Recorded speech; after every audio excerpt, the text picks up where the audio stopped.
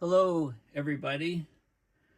I'm Paul Beckwith, and in the last video, I was talking about aerosol cloud interactions and things like the direct aerosol effect and indirect effects where aerosols change the nature of clouds, which changes the amount of light scattered and reflected, which changes the warming, so-called the radiative forcing effects of the aerosols. So I talked about finding a paper a couple years old which explains a lot of these factors very, very well. So I'm going to discuss that paper in more detail in this particular video.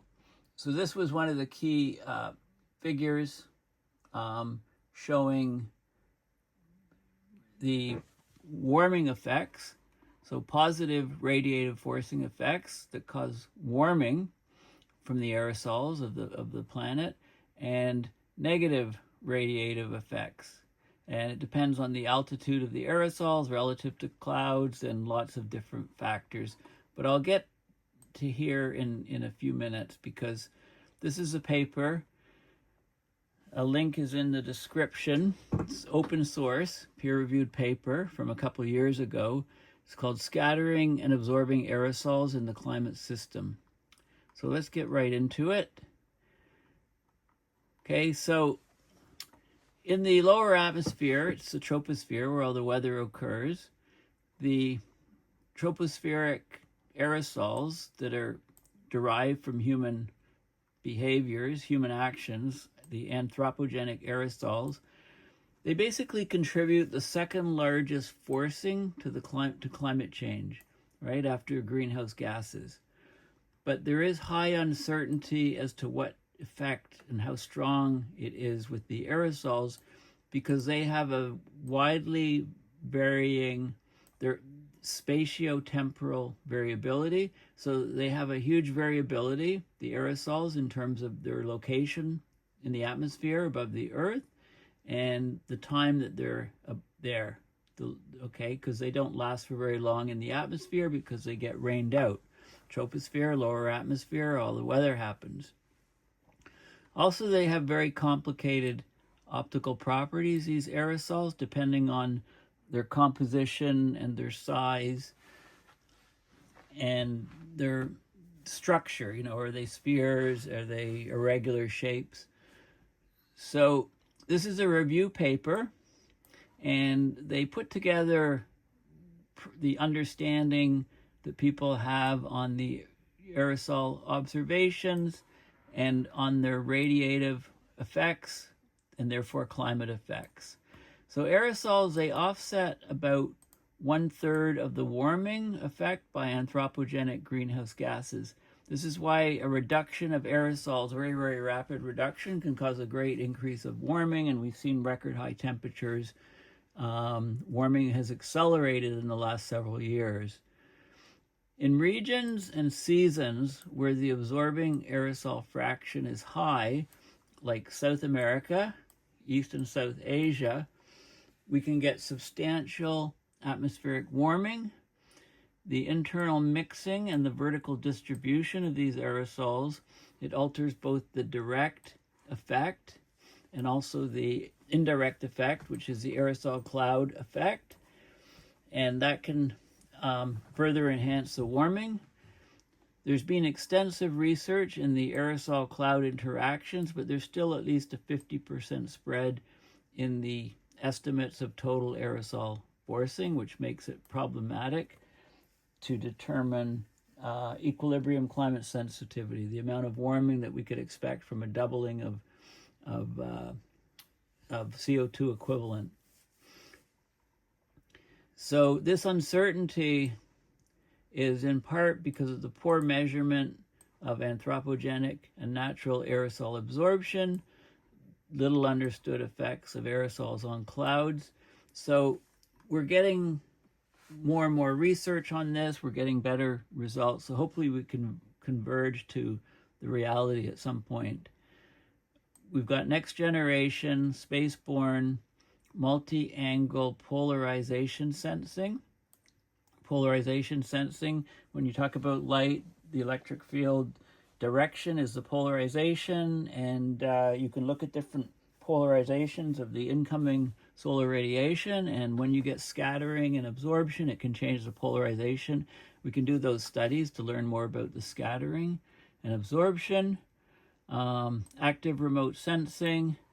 We have in situ or measurements right in basically towers, measurements using laser radar and LiDAR from the ground and things, measuring particle counts directly for aerosols, measuring size distributions, and also measuring the water droplets that condense. So when the water vapor condenses on these cloud condensation nuclei aerosols, we measure that too.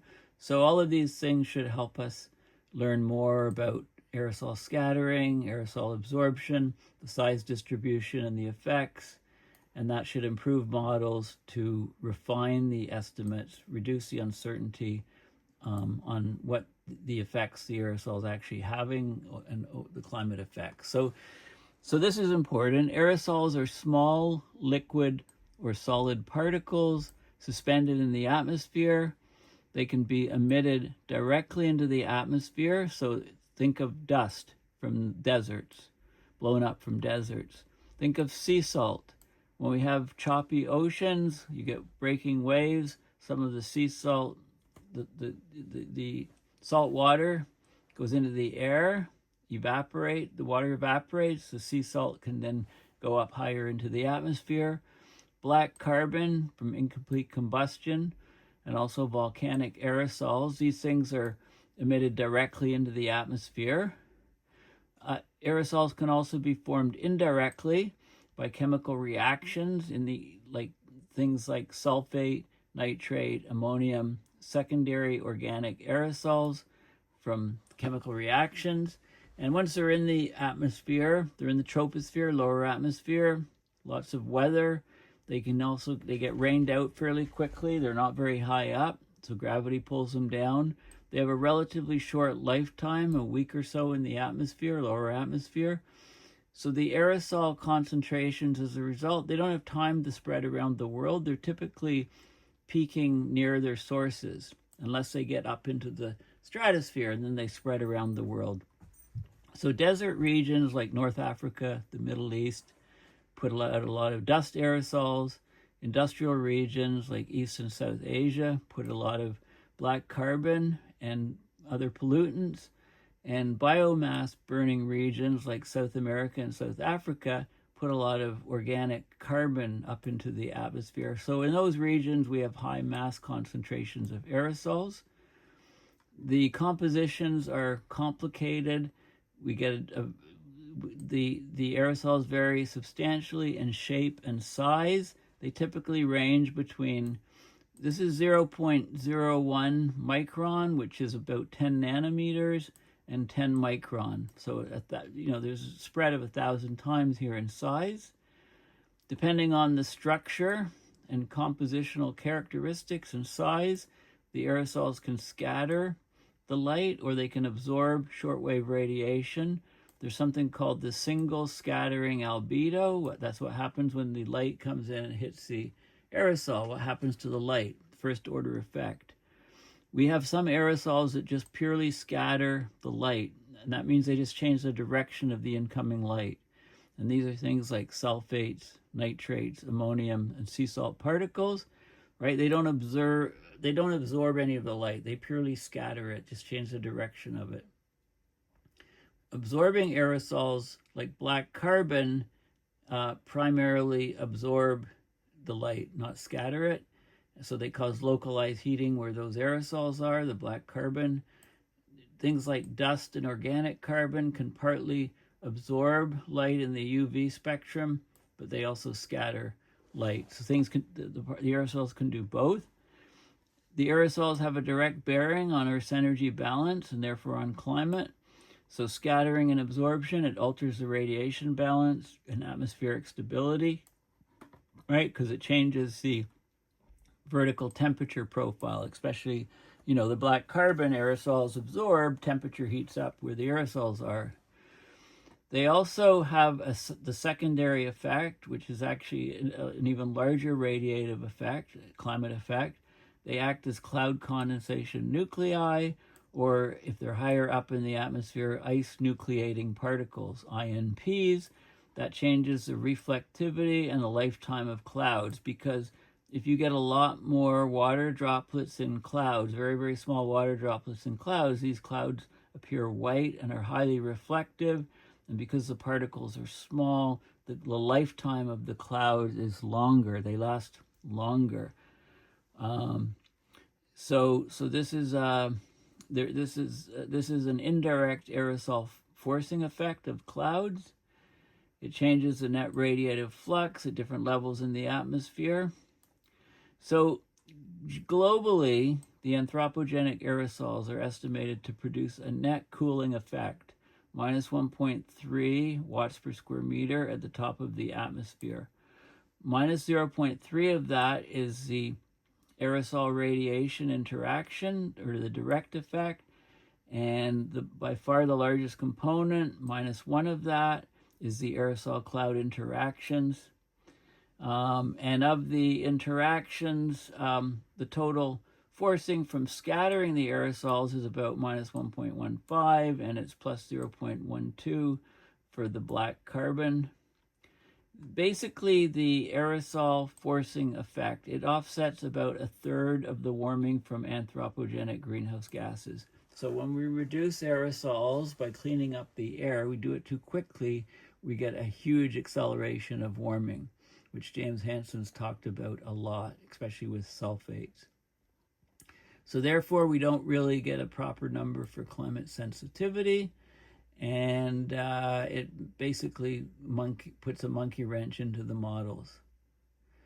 Okay, so much of the uncertainty in aerosol forcing arises from both the lack of separate global constraints on the aerosol optical and microphysical properties. So the optical size, the size distribution, how much water there is attached to the aerosols, the mixing state, etc., things like that.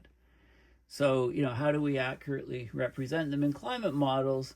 And the aerosol SSA, which is the single scattering albedo, okay, is important to determine.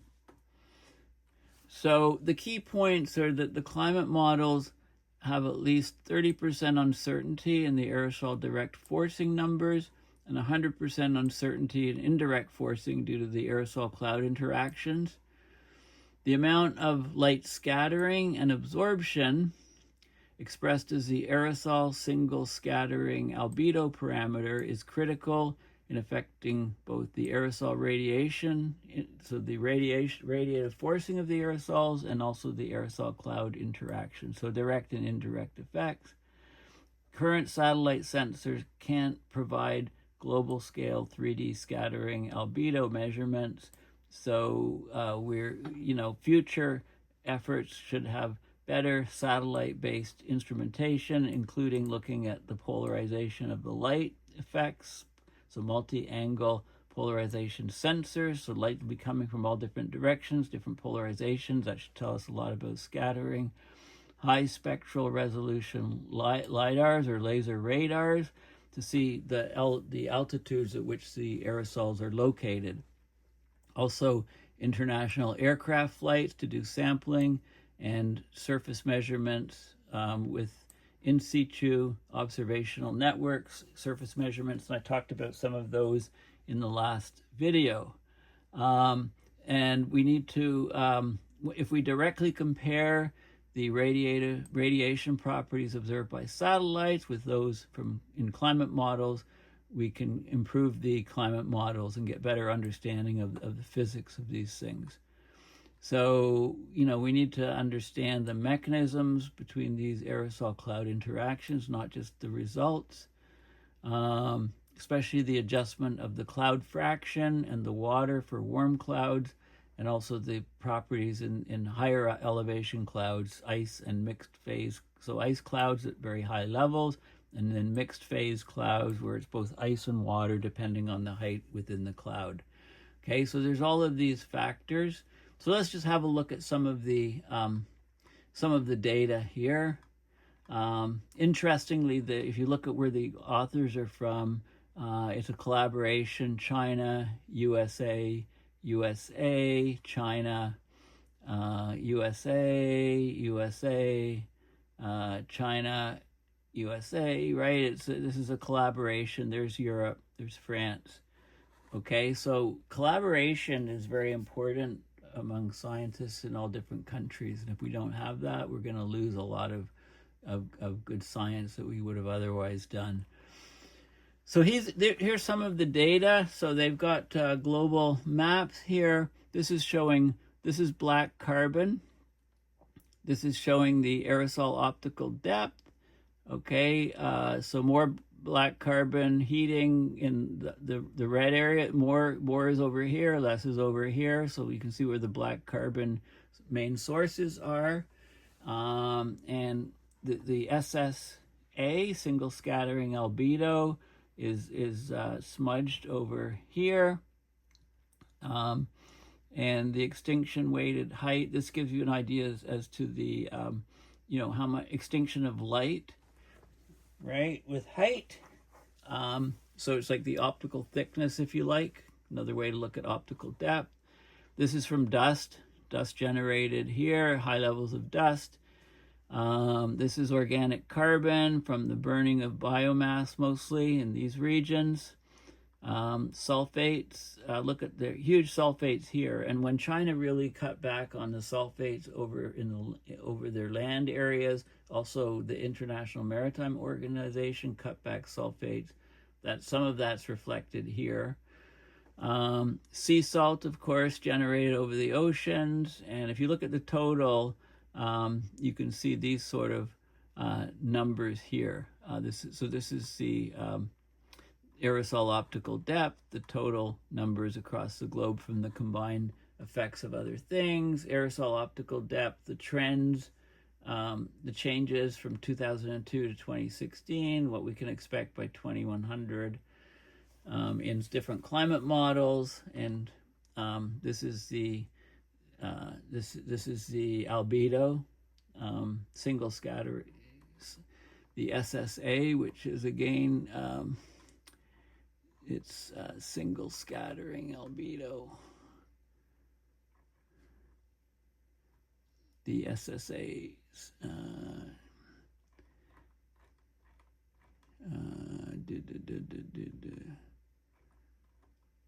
it's way up here.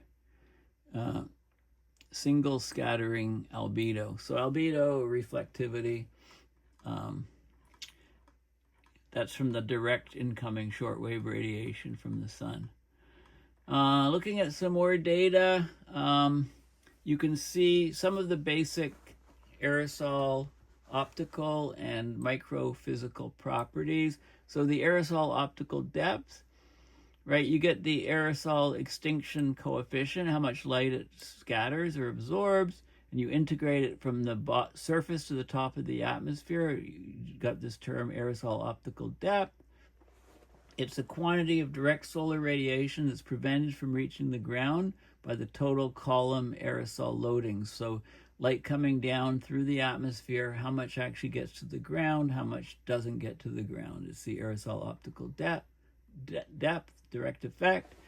Single scattering albedo, ratio of scattering to transmitted light, is how absorptive and reflective aerosols are. So it affects the direct effect, semi-direct effect.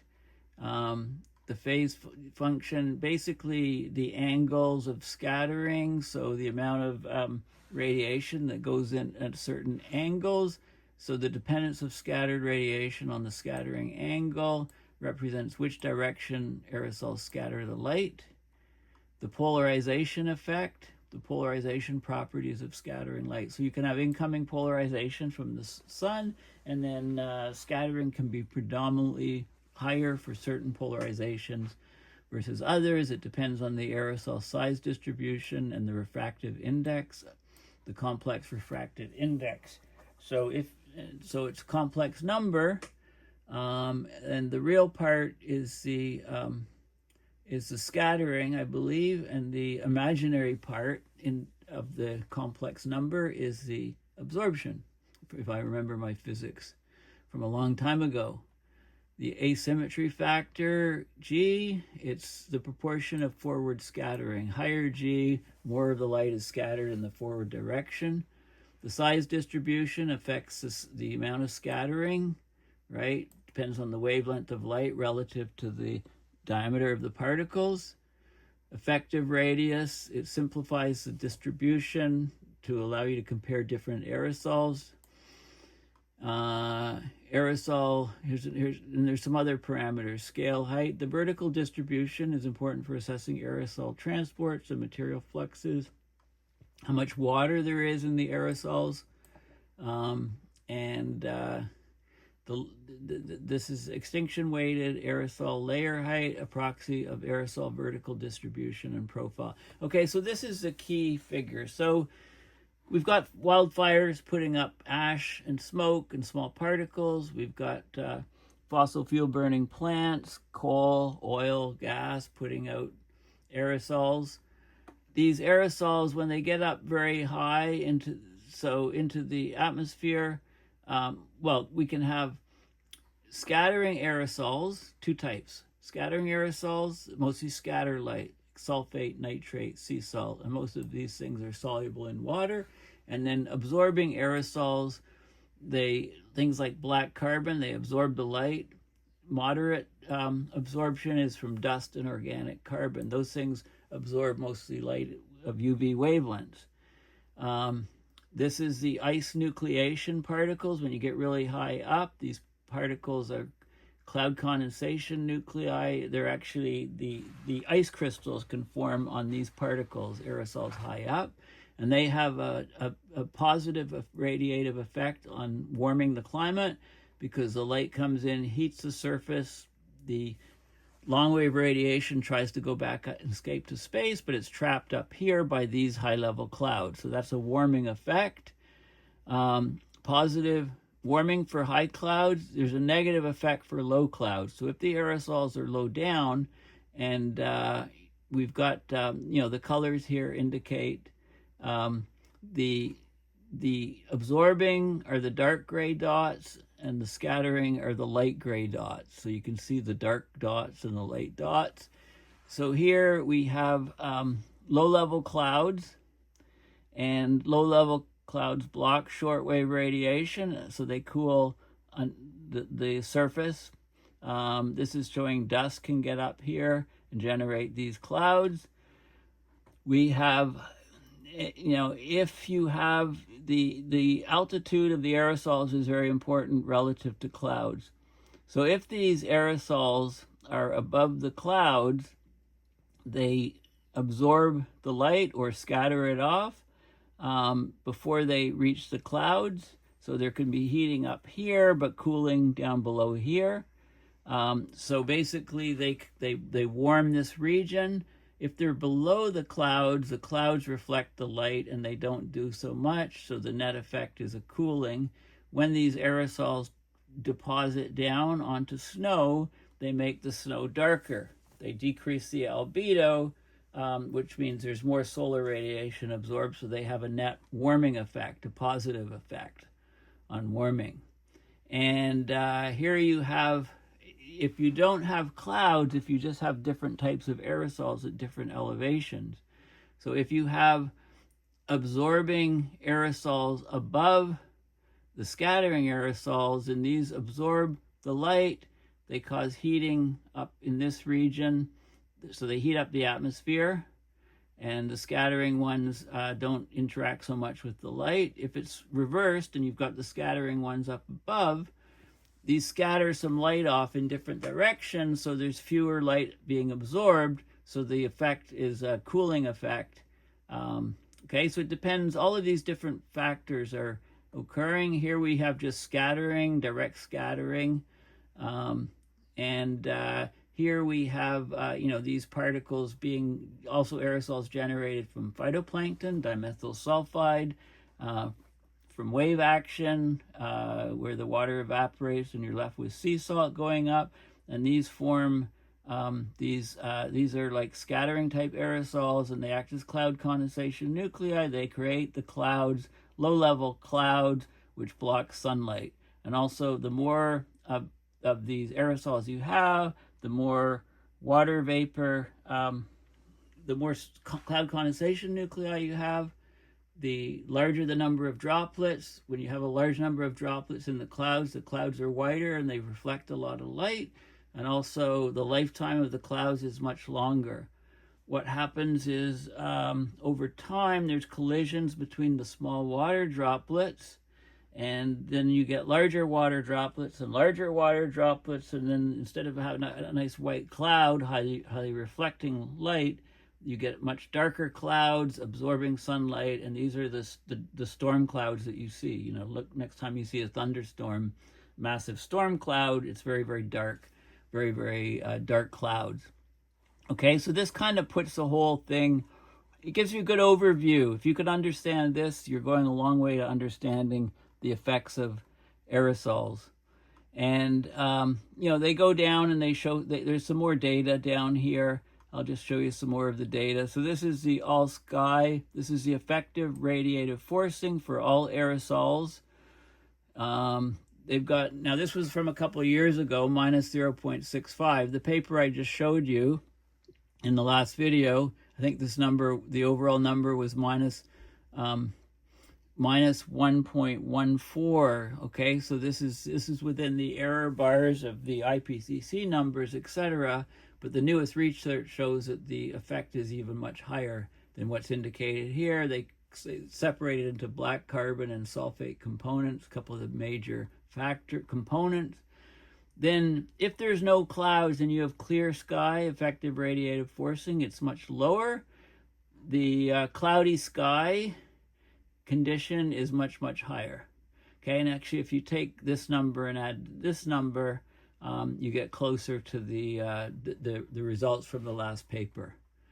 And I just want to show you, I think there's a couple more figures. This shows you over time, this shows you different data sources from all these different sources, from furthest back in time to most recent. Remember, this paper is from 2022.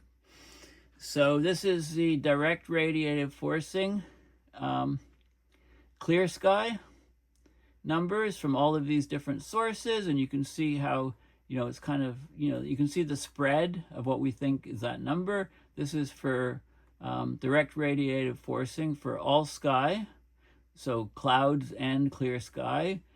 This is and this is indirect radiative forcing. It separates it. So this is direct, this is indirect radiative forcing from the clouds, and look at the scatter. Okay, so the indirect effect, the uncertainty is much, much higher. You know, at least the scatter here for direct, we know, you know, it's easier to understand, but when you get the clouds, it really throws the variability off. And if this is a total radiative forcing, you know, we see numbers, this is in, so, you know, according to the last paper, it's about minus 1.16 watts per square meter. According to Hansen, the numbers could be even higher than that. Okay, so, and what else do they have here? I think that might be it. Yeah. So it's, anyway, it's a really, it's an excellent paper. It really tries to tease out sort of it shows the complexities of the aerosols, because, you know, these particles in the atmosphere have an enormous impact on the climate. They're not in the atmosphere for very long. They're washed out fairly quickly. There's point sources on the surface from them. There's natural sources like dust from deserts and sea salt. There's plankton producing dimethyl sulfide aerosols. There's all kinds of things. But anyway, this goes a long way to helping us understand the physics of, you know, how these actual aerosols in the atmosphere affect the climate, and the sources of uncertainty and the complications depending on the particle sizes, the particle number densities, the altitude that the aerosols are in the sky, the relative position of the aerosols, are they below or above clouds? They have different effects. When there's multiple types of aerosols, including ones that predominantly scatter, like the sulfate nitrate sea salt, or ones that predominantly absorb, like black carbon, those effects all enter into the equation. But the main uncertainty is this the aerosol cloud interaction effect. That's the main spread of uncertainty. So anyway, I hope I haven't made the issue more confusing. I hope I've thrown some light into it. Like I said, if you can kind of understand this figure here, it goes a long way to helping you kind of understand what's going on in our atmosphere with aerosols, and the interactions with light, the interactions with clouds, and the effects on climate. So thanks for listening. Please consider going to my website, paulbeckwith.net, and donating to PayPal to support my research and videos, or check out the t-shirts and caps that are available. And I need to be adding some of my sayings to some of these and getting an increased selection. But anyway, thanks for listening, and bye for now.